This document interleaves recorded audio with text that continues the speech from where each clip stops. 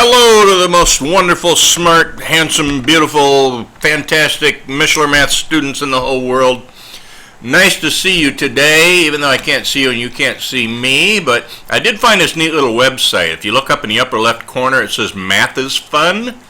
That's it. Math is fun. We're going to talk about scatterplots today. More importantly, I'm going to show you how to build scatterplots into your calculator and do some number crunching with them. So, now, you know what scatterplots are, okay? Scatterplots, you know when we plot a regular graph, all these these dots, or excuse me, all these points line up on a straight line, right? Well, a scatterplot is just like that. We call it a scatterplot because they're all scattered around. Now, this is an example. Each dot represents one person. Now, this is one person right there. And if you go down here, this is that person's weight. And if you go down here to this scale, that's the person's height.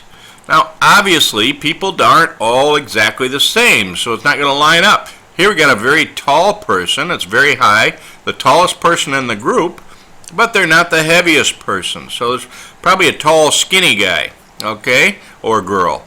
And over here we got somebody that's heavy, but they're not that tall, and somebody that's a little bit taller and a little bit less heavy. So this is all, you know, people are different, you know. Some people can be tall and thin, some people, but mostly you see there's kind of a positive correlation here. And that is that the taller people get usually the heavier they are. So that's why this correlation looks like that. So we call this a positive correlation because when you go from left to right, it increases, okay? It goes uphill. So the slope of this, if we put a line in there, the slope would be positive. So, all right, let's look at an actual example, okay? The local ice cream shop keeps track of how much ice cream they sell versus the noon temperature of that day.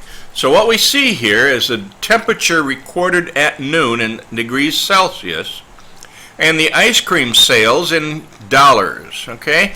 So we're going to plug these numbers into our graphing calculator. I'm going to show you how to use this to figure out what's called a line of best fit.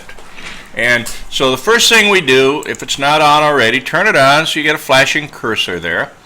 And then take a look at right here. You see this button right in the middle here? It says just the second one down, delete, and then stat. That's short for statistics, and that's a button we use for this sort of thing. So push stat.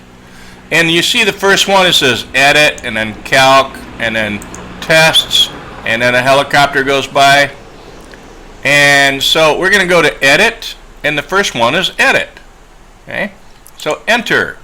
And look, I've already put these numbers in here, but all you have to do is real easy. You just hit enter, type in 14.2, and then enter, and then it goes to the next space. Now, the most important thing when you're doing this, look at the bottom here. When you get down to the end of this, you see where I've got a space here, a dotted line here. And if I go over to the right, there's a dotted line here. If those two don't match up, when I have two lists that I'm going to try to graph together, if these two don't match up, if I have like 13 entries here and 15 entries over here or something, then I'm going to run into trouble and it's going to give me an error message. So those two, we have to make sure that those two line up. And also double check your numbers and make sure you didn't put any numbers in the wrong way, because it's a good idea to do that. Otherwise you get some goofy looking points in your graph. So now what do I do with this once I get done with that? Well, you see, this is your Y editor. You remember we talked about the Y editor if you watched my first video? This is where my Y editor is. Well, watch what happens when I hit second. And up above here, you see it says stat plot. Okay? This is for plotting statistical stuff, like what we're going to do now. So Y equals, I hit second Y equals, and that hits the stat plot. And there's the first one, the first stat plot. I'm going to go ahead and enter. And this gives me what I can do with a stat plot. Now, you're probably going to want to play through this a couple times, follow along with your calculator. But watch what I do. First of all, if this is not solid around the on, I push enter and make sure that this on. And then I drop down one And you see there's a lot of different things I can do here, okay? The first one is a scatter plot. That's what I'm interested in. So I hit enter there if it's not already highlighted. And then I go to L1 and L2. The X list is L1, the Y list is L2. So that means this is X, the temperature list. This is list 1. So that's going to be my X. That's going to be my horizontal axis. It's going to show the temperature. And then the other one is going to show the ice cream sales. That's my vertical axis. Now, I go down here and I can choose the kind of marker that represents each dot. Okay, just like back up here, each dot represented one person. Well, each dot represents a day here because each day has temperature in Celsius and ice cream sales for that day. So each dot is going to represent a day. So I got a little square, I got a little plus, and I got a little point. So I'm going to choose a square so it's easier to see. And now I hit zoom. And why would I hit zoom? Watch, I'll show you something. Zoom. And I go down here and zoom box, zoom in, zoom out, zoom decimal, square. Look at this. It says zoom stat. What it does, the calculator figures out what numbers you have in here, and it's going to give you a nice region where all these numbers show up. So if I click that, watch what happens. Click enter, and see all the points show up. Now, if you look at this, there's kind of a positive correlation, isn't it? It's going uphill because that kind of makes sense. The hotter it gets, like when it's 25 degrees, they sold $614 worth of ice cream. So the hotter it gets, the more ice cream people buy. That sounds pretty typical and pretty normal. Well, now the question is, how do I fit a line? Because if I fit a line in here, like let's suppose I say, okay, what if there were a point in here, like, let's see, this point here, I'm going to go to trace. And the trace will actually jump from one point to the next. And you see where it is right here. It's at this point.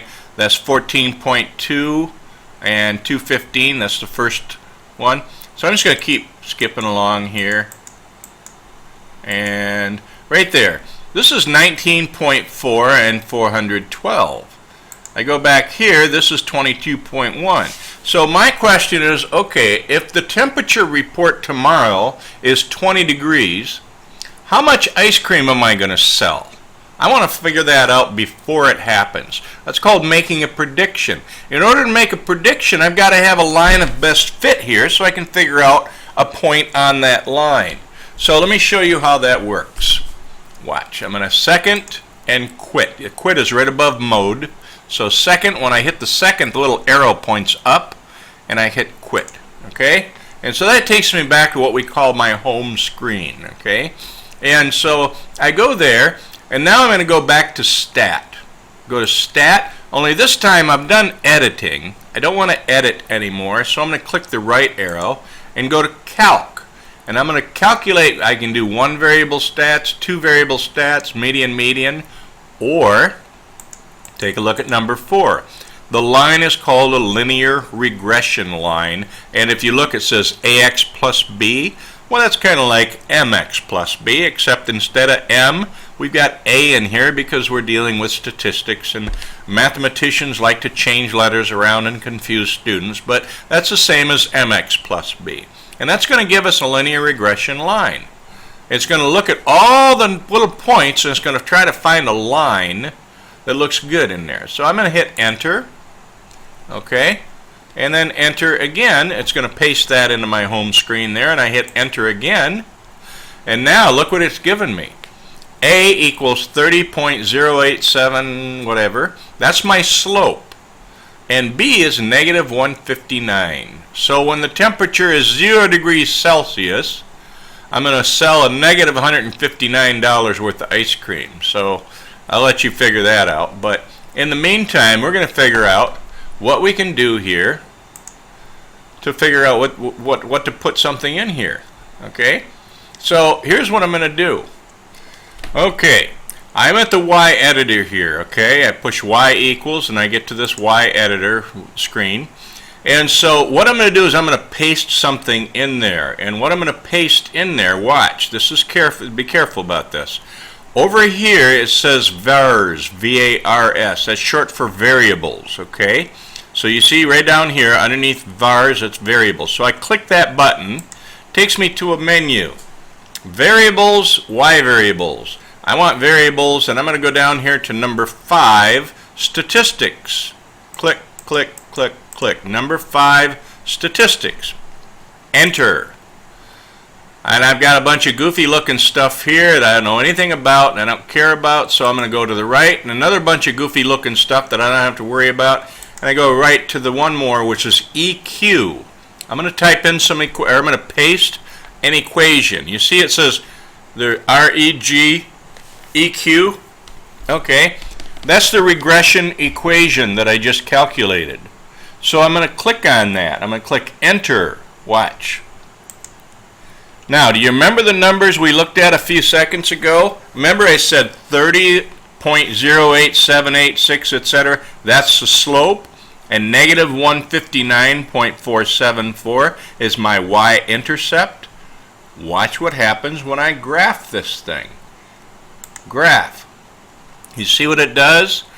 This is the line of best fit. This is what the calculator has determined is the best line that represents the data that we have there.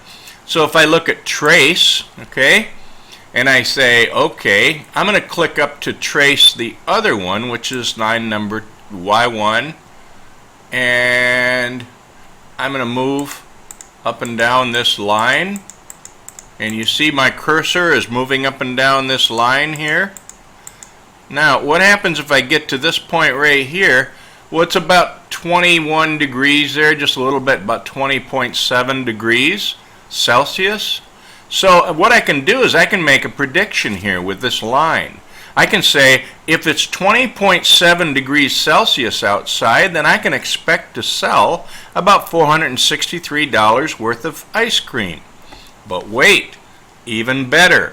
Watch, I'm going to hit window, and I'm going to make my X max 30. I'm going to make it go a little bit larger. And down here, my Y max, I'm going to make that 800. So that's going to change my window a little bit. And you see there's a little bit more space up here than there used to be. So I'm going to trace again. I'm going to hit trace. And I'm going to move up here to Y1. See, before it was tracing my plot, my dots around here, and when I went back and forth on it, it bounced around from dot to dot. Well, now it's bouncing up and down this line, the Y1 line, the regression line. So look at here, when I move this thing way up here, and actually I don't need to do that, I can just type in 30. So let's say I have a pretty warm day, and it's 30 degrees Celsius outside. You see, that's a lot hotter than any of these temperatures. How much ice cream do you think I'm going to sell? Well, according to this line, I'm going to sell about $743 worth of ice cream. Ladies and gentlemen, I've just shown you how to use a linear regression line, how to create one, and how to use it to make predictions. Okay, that's important. Now, you see this data right here? Looks a little bit like the data that was on that calculator here, doesn't it? You see the collection of points there? It just looks a little bit different angle, but that's the data. So warm weather leads to more sales, but the relationship is not perfect. You see this line of best fit? That's pretty much what we came up with on the calculator, isn't it? You see this? It comes through this point right here, right there, real close to it. Comes up a little bit above this point, right there. Comes up a little bit below this point. You see that? So this is the line of best fit. Okay? So now,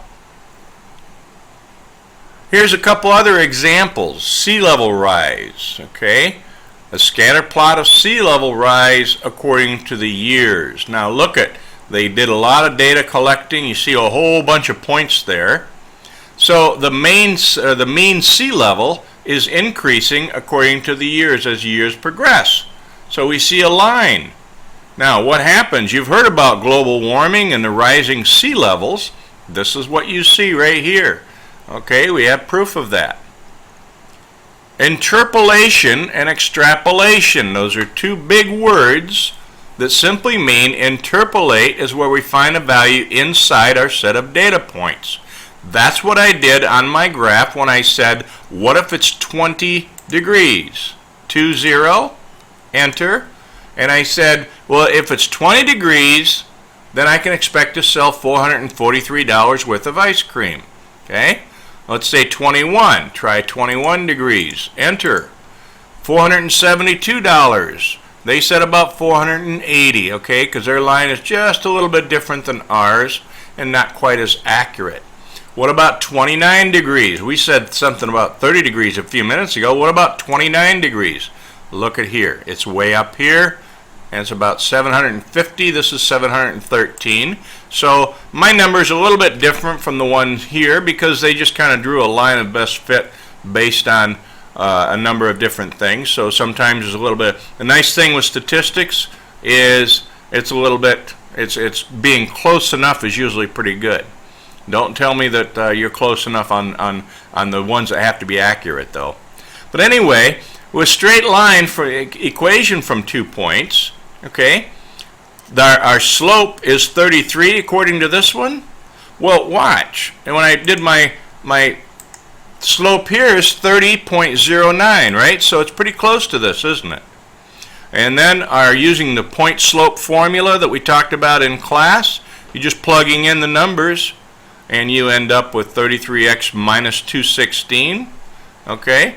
And I think what we ended up with was minus 159. So there's a little bit of difference there based on how they did it.